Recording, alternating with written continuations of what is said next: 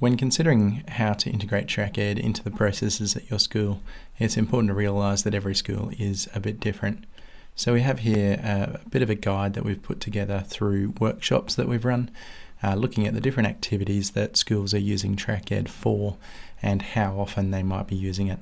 So this you can take just at face value and maybe get some ideas from it, maybe integrate that into your own context when you look at this. So first of all, we've changed these into categories. So we have a reporting options, we have different processes that are managed with TrackEd, and we have these yellow ones here for different imports that are done. Then a description of the activity, and then how often that might be done with an annual frequency here, just so we can put it in a little bit of an order. So the most common use for TrackEd is reporting, so using the find options, report generation for the different needs that pop up from different levels in terms of answering questions, being able to drill into the data and pull that up quickly. So that's the most common use for TrackEd. In terms of process control, we have academic coaching and note recording, which in a lot of cases is done weekly. So people can have those coaching note exports in Excel, can be gathering notes from conversations with students, and they can be imported into the system quite regularly.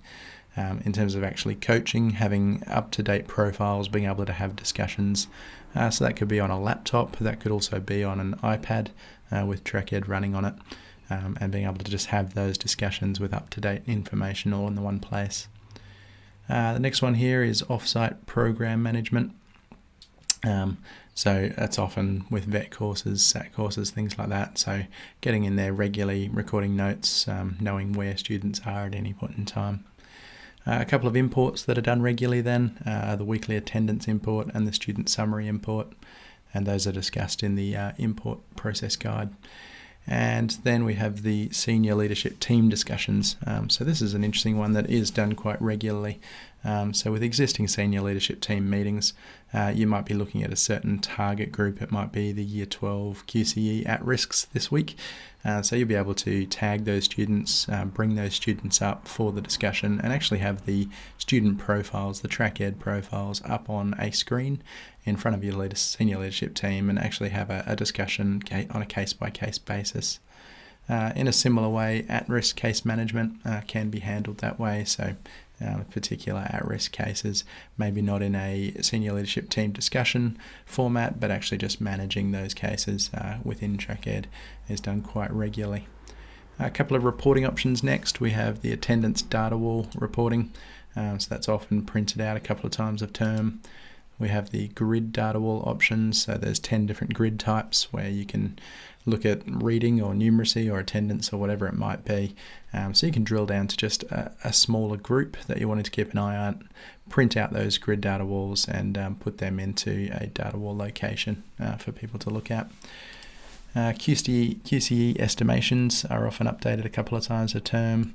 VET tracking as well, so just making sure that's all up to date in TrackEd, that conceded passes are taken care of, that the VET estimations are up to date.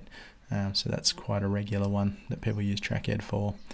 The timetable import, that's often done early in the semester and then not so much afterwards. Grouping and tagging students is a very common usage. So that might be red, orange, green, that might be at risk, not at risk, that might be students going to the formal, whatever the case may be. You can put groups or tags around those students just to be able to pull those lists up regularly. The SLIMS import is often done a couple of times a turn. Here are some reporting options that people have reported to us, so things around ATSI reporting, student profile PDF bundles, so actually saving off the bundles by class and coach. That's often done once or twice a term. Some relative gain reporting, so looking at some of our benchmark based reports, and subject A to E reporting. Diagnostics and analysis, so again around that benchmarking stuff. NAPLAN reporting is, and the FACES data wall reporting, so lots of different reporting options that are done fairly regularly, once or twice a term, depending on the need for each of them. The process of OP management, so again putting that through OP Analyzer, importing that into TrackEd, and then sitting down and having discussions around that information is often done once a term. There's a list of inputs here: at-risk results, dynamic student list, coaching notes, tracking template, full OPs. So that's often done once a term and can really be scheduled in around those reporting periods. Reporting, we've got the student profile printouts, so they can be saved as PDFs or emailed or printed out and actually used in discussions with students. Then we have the JCE tracking, which is often done twice a year. Next we have the ICP discussions, FACES data wall placements, and set planning discussions. So again, they can be scheduled in at different times of the year and ensure that the data that's inside TrackEd is up to date before that's needed. If that's planned and scheduled, it then isn't a last minute thing to get those up and running.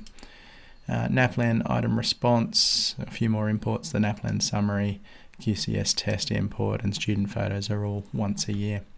So this activity sheet can be downloaded on our support website, but really having a think about the different processes that happen in your school, how TrackEd might be able to assist in that, and then scheduling and planning that in so that the data is up to date at the appropriate times of year. That's really what this schedule management is all about.